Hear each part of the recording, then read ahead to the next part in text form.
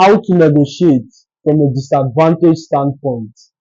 The reason most videos today doesn't hold up is the teachers assume you're the superior, you're coming from an advantage standpoint. You somehow hold the cards, which is not the case for most people. Most people are underlings, most people are subordinates. Creating a video that only applies to the top 10% isn't that helpful.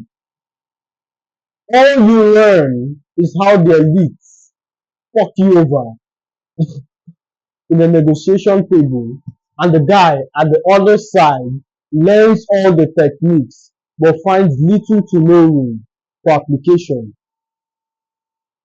Today I'm going to teach you how to negotiate from a disadvantaged standpoint, how to negotiate as a peasant, as a vassal, and get the best deal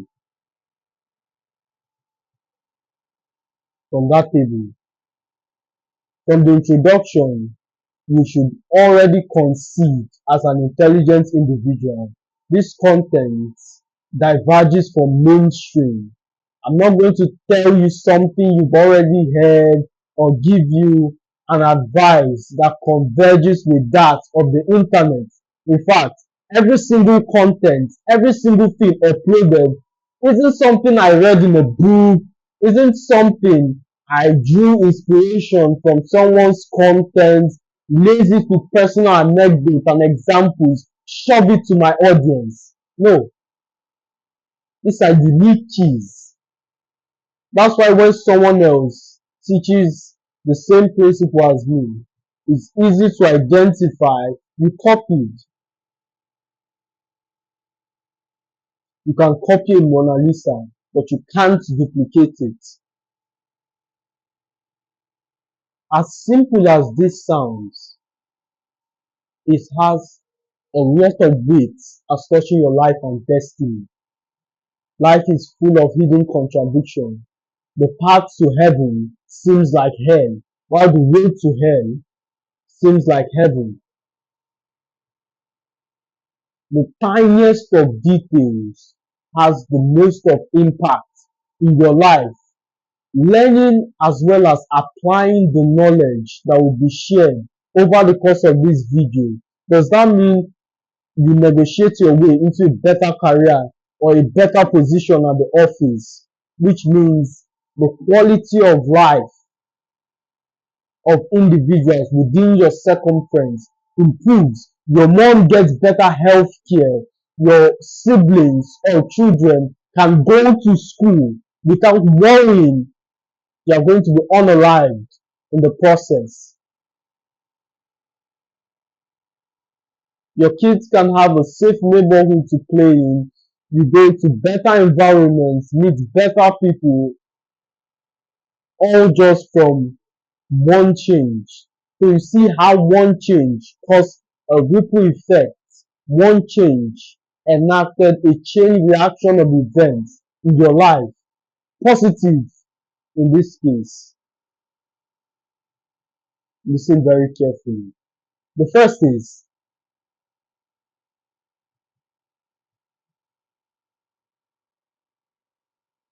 find intersection points. What I mean by intersection is when a point where you and the other person meet, not physically, but metaphorically. Something you can help the other person with.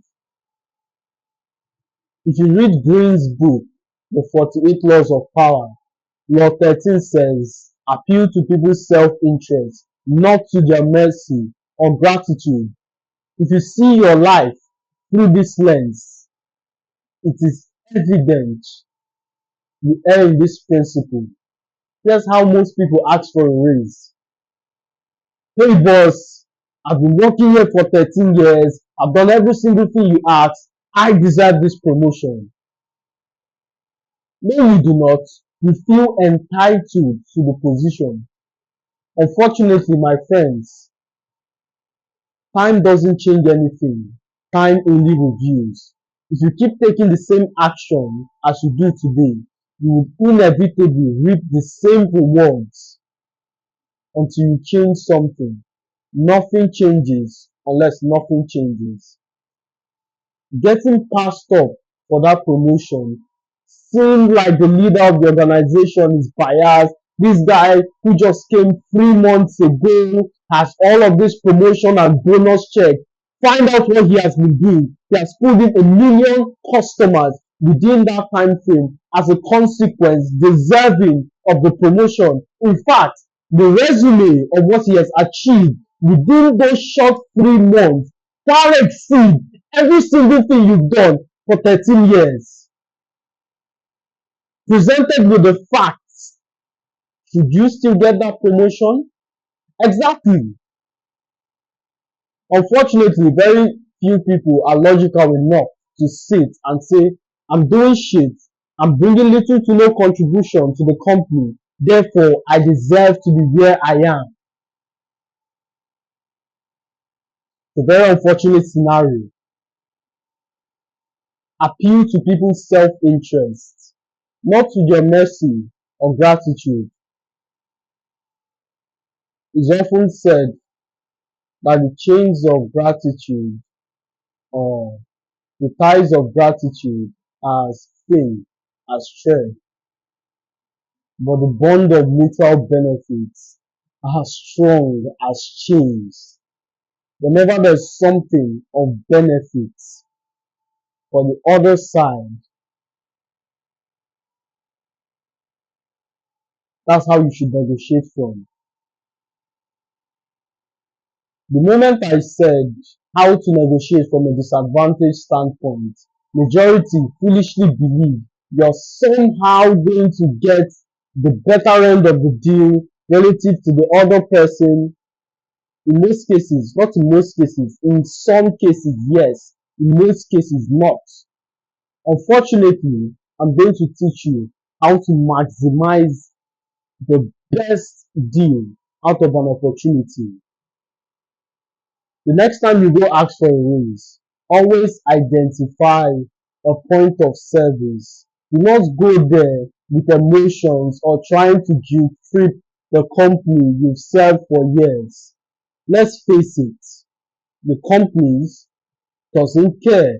Companies care very little about their employees. You can look at it from an emotional standpoint and go, why don't they care about me? But they said take care of the employees and they'll take care of the business. Why that is true? In fact, they've already stated their true intention, which is a desire for the business to grow. If you're not taking care of the business, they wouldn't take care of you. Life is filled with hidden contradiction. You have to accept life as it is. Image. The guy on the left is surfing, trying to go against the tide, trying to go oppose a headwind. What the headwind means is a kind of force opposing forward movement. Conversely, the guy on the other hand goes with the flow, moves, conforms himself to natural principle. Who is likely to arrive the destination? Exactly. Instead of trying to guilt trip everybody and make the whole corporation conform to your petty ideals of what life should be, submit yourself to immutable principles. Politics is everywhere. In fact, even in the church, there is politics. Like it or not, accept it. Politics. Go with the flow. How can I be of service? What value can I provide to the person at the other end? Another mindset you need to sustain in seated in negotiation table is your value doesn't have to be equally beneficial. It only has to be mutually beneficial. Because most people try with little luck to find value equivalent to the contract, which is not the case. Find something that is mutually beneficial to you and the person at the other side. The second, I want you to pay attention because if you don't get anything from this teaching, the second point is invaluable. The second point I will name to point three. So listen very carefully. Your life is about to change. Disregard scarcity mindset.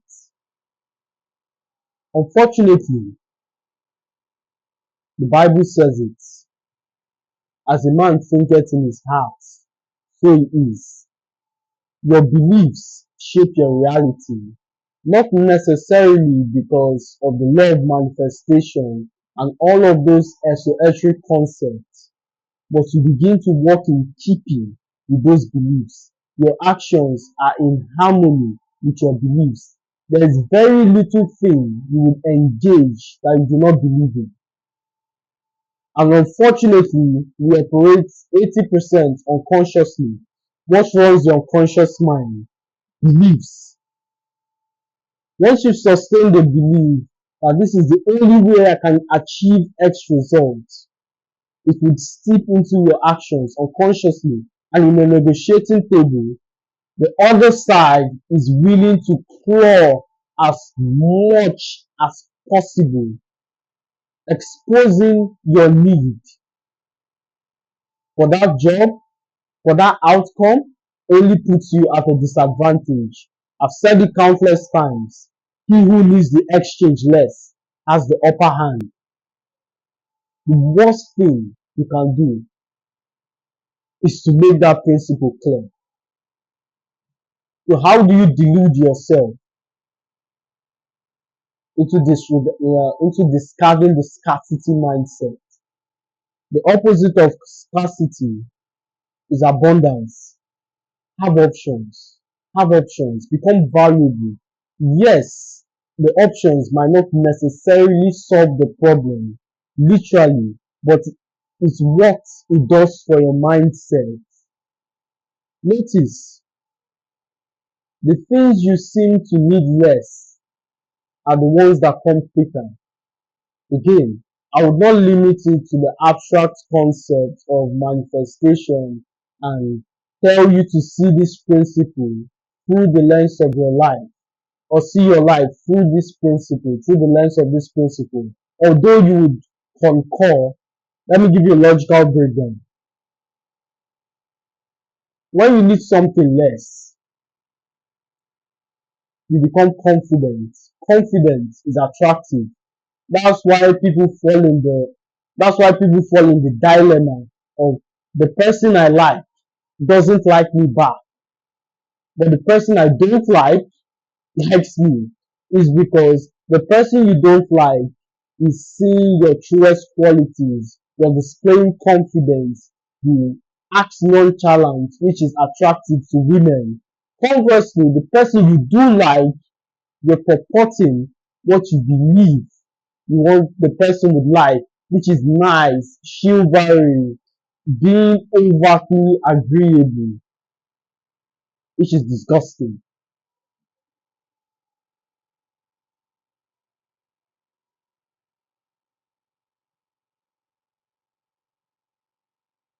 This is disgusting.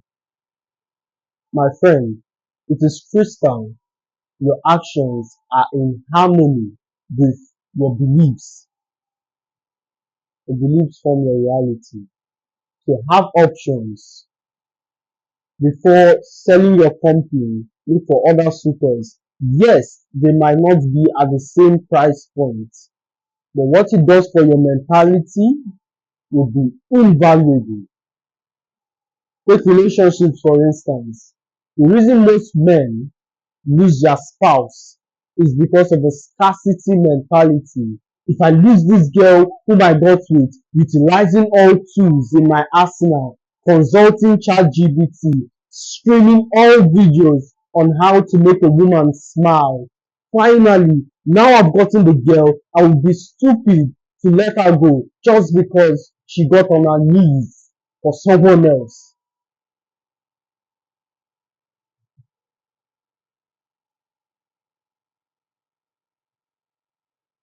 Exactly. And all you're doing, my friend, is appeasing the alligators in hope to get eaten last. The more you leverage yourself in that relationship, especially financially, most men have spent a lot. Ending the relationship would appear to be scam. So they keep spending, not cutting their losses until she does it for them. It's a terrible situation to be in. If you're in a toxic relationship, adopt an abundant mindset. If you're still in love with this said person, the abundance or the abundant mindset would shape your character unimaginable. Women love men who are dominant. Everybody can agree. But once you're in the bedroom and you're begging for it, sustaining the consciousness is the only way you can get that which you seek. Conversely, erring in the opposite direction and you have it in multiple places. She says no and you bounce. That in and of itself is attractive. Now, having something doesn't mean you utilize it. Having options creates an abundant mentality and you act very confident in the space of abundance.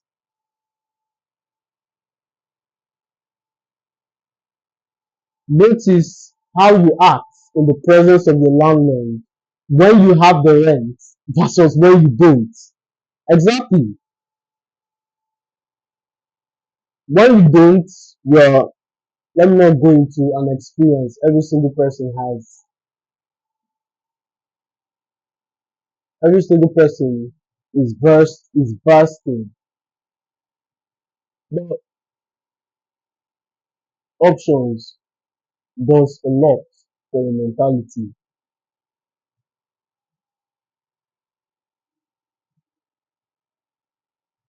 Not having options causes a lot of problems. I recall one time there's this dealer I get XYZ from. Because of my inability to have options, I ended up receiving a substandard service and paying full price. How unfortunate. Although I saw the bullshit miles away, the reason I did not complain is because of the idea if I leave this place, would I find someone else? People are more than willing to take your money. So disregard that scarcity mindset, which leads us to the next one. Always, and I repeat, always create a win-win situation. Now, to the degree which the other person means is none of your business. The problem with the peasants and the vassals is they've adopted a binary mindset towards life and destiny. So if I buy a course, I'm giving him my money and I'm losing. He's winning and I'm not. Unfortunately, yes, the course space is oversaturated with scammers and people willing to make you pack away with your hard-earned finances, delivering little to no value. They exist. On the other hand, there are people whom community you join and you have access to other people that are important. But adopting a win-win mentality would save you a lot of stress.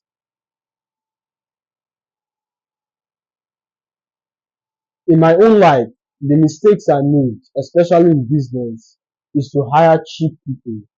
Because the problems those cheap individuals will end up causing will be more than otherwise. I'll give you an example. I hired this cheap accountant one time. She calls me up 3 months into it. Yeah, I forgot to file your taxes. Yeah, I forgot to do XYZ. But the bottom line is she forgot to file my taxes on time, which attracted a lawsuit costing into double of the initial fees. So hiring incompetent people will prove insufferable over time.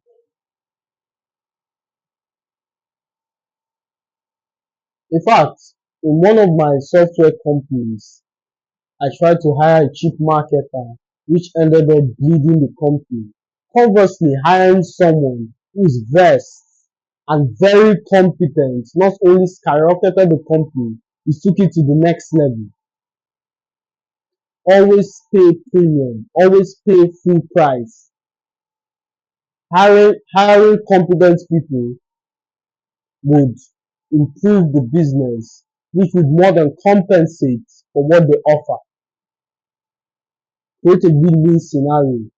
To the degree which the other person wins is none of your business as long as you won.